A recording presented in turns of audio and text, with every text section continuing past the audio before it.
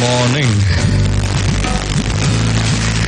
ગઈકાલે રાત્રે મારા મમ્મી મને કહે કે બેટા દહીં જમાવાનું રહી ગયું છે, જરા જોઈ લે ને, ત્યાં વાટકીમાં મેળવણ પડ્યું છે, અને જોજો એક ચમચી વધારે જરૂર નહીં પડે. હવે જ્યારે હું દહીં જમાવતો હતો ત્યારે મને વિચાર આવ્યો કે કેવું છે નહીં, આ એક ચમચી મેળવણ આખા તપેલી ભર્યા દૂધને બદલી નાખે. ફૂલ તપેલી ભરેલું દૂધ હોય એને જમાવવાની તાકાત માત્ર એક ચમચી મેળવણમાં છે. આ મેળવણ એટલે માણસનો વિલ પાવર. આ મેળવણ એટલે માણસનો પોતાની જાતમાં વિશ્વાસ. ભલભરી અઘરી સિચ્યુએશન્સ એને સફળતામાં કન્વર્ટ કરવા માટે સેલ્ફ બિલીફ નામનું મેળવણ જોઈએ ને જોઈએ જ. અને આખી વાતનું એક બીજું અર્થઘટન પણ નીકળે કે કોઈ પણ નાના માણસને નબળો ગણવાની ભૂલ ન કરવી જોઈએ, અને પોતાની જાતને પણ કદી નબળી નાની ન ગણવી જોઈએ, કેમ કે નાનો તોય રાઈનો દાણો. આ ચમચી મેળવણ હોય તો એનો અસર તો છે જ. નાનકડી એક ચમચી જેટલું મેળવણ હોય તો દહીં તો જામે જ. એટલે કોઈને પણ નાના ગણવાની ભૂલ ન કરવી અને એને અવગણવા નહીં. લગાન ફિલ્મ યાદ છે ને, જેમાં સૌથી નબળો પ્લેયર હતો કચરો, જેનો એક હાથ બરાબર નહોતો ચાલતો, એક હાથ લૂલો હતો, અને એ જ છેલ્લે બોલ સ્પિન કરીને મેચ જીતાડે છે. તમારી ટીમમાં પણ કદાચ જે સૌથી વીક હોય એ જ જીતનું કારણ બની જાય. યુ નેવર નો. એટલે કોઈને નાના ગણવા નહીં અને અવગણવા નહીં. મિર્ચી 98.3.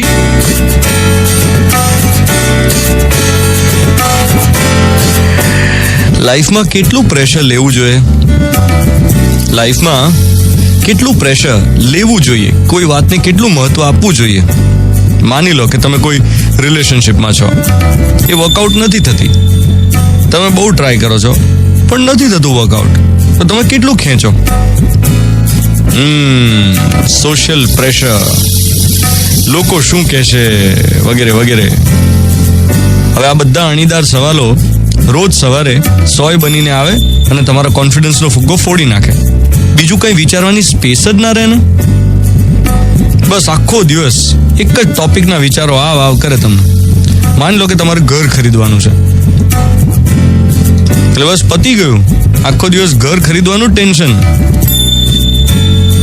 તમે ન્યૂઝપેપરમાં એડ્સ જોયા કરો, નવી સાઇટ્સ ઉપર જવાનું, લોકેશન્સ જોવાના, ગમે ના ગમે, એરિયા કેવો છે, આજુબાજુ લોકો કેવા હશે, અરે આપણને પરવડશે કે નહીં, આપણા બજેટમાં છે કે નહીં, લોન લેવાની છે. આખો દિવસ પછી એક જ વાતના વિચારો આવ કરે, પ્રેશર ઊભું થાય. આવું દરેક બાબતમાં હોય છે.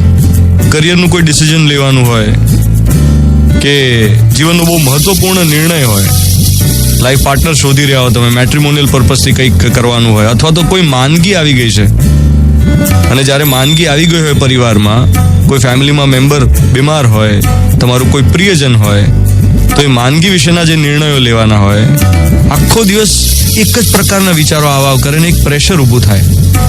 જિંદગીમાં જ્યારે કોઈ એક પ્રશ્ન આવીને ઊભો રહે ને, એટલે મન મસ્તિષ્ક પર એ પ્રશ્ન છવાઈ જાય, બીજું કોઈ વિચારવા જ ના દે ને. હવે કેટલું પ્રેશર લેવાનું? એક્ઝામ્પલ આપણે આ ઇન્ડિયા પાકિસ્તાનની ફાઇનલનું લઈએ તો ઇન્ડિયા ગઈકાલે જીતી ગયું બાંગ્લાદેશની સામે, અને હવે ઇન્ડિયા પાકિસ્તાનની મેચ છે યાર, ઇન્ડિયા પાકિસ્તાનની. આટલામાં જ આખું પ્રેશર ઊભું થઈ જાય. 2 દિવસ પછી મેચ છે, તો 2 દિવસમાં શું થશે? લોકો ફટાકડાની ધૂમ ખરીદી કરશે બંને દેશમાં, ન્યૂઝ ચેનલ્સ વાળા કાગા રોડ મચાવશે બંને દેશમાં, પ્લેયર્સના ઘરના મેમ્બર્સના ઇન્ટરવ્યુઝ થશે બંને દેશમાં, અરે હોટલના મેનુની ચર્ચા થશે, કેફેઝમાં આખો ક્રિકેટ ફીવર છવાઈ જશે. કેટલી બધી ક્લબ્સમાંથી મેસેજીસ મળશે મેમ્બર્સને કે અમારી ક્લબમાં આવીને મેચ જુઓ તમે, મોટા સ્ક્રીન્સ લાગશે, સોશિયલ મીડિયા પર મેસેજીસનો વરસાદ થશે, મલ્ટીપ્લેક્સમાં લાઈવ મેચ બતાડશે. ચારે તરફથી એક જબરદસ્ત પ્રેશર ઊભું થશે. શેનું? મેચ જીતવાનું.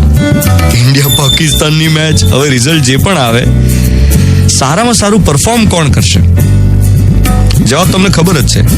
સારામાં સારું પરફોર્મ એ કરશે જે આ પ્રેશર ન લે. someone who's off the pressure. જો આખું આ જે વાતાવરણ ઊભું થયું છે સ્ટ્રેસ ક્રિએટ કરવા વાળું, એનાથી દૂર રહી શકે અને પોતાની નૈસર્ગિક રમત રમે, એ જીતે. જે આ બધું ના વિચારે એ જીતે.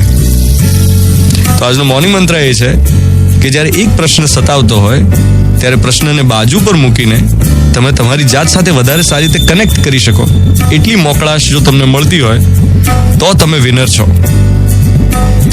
7:12 થઈ રહી છે.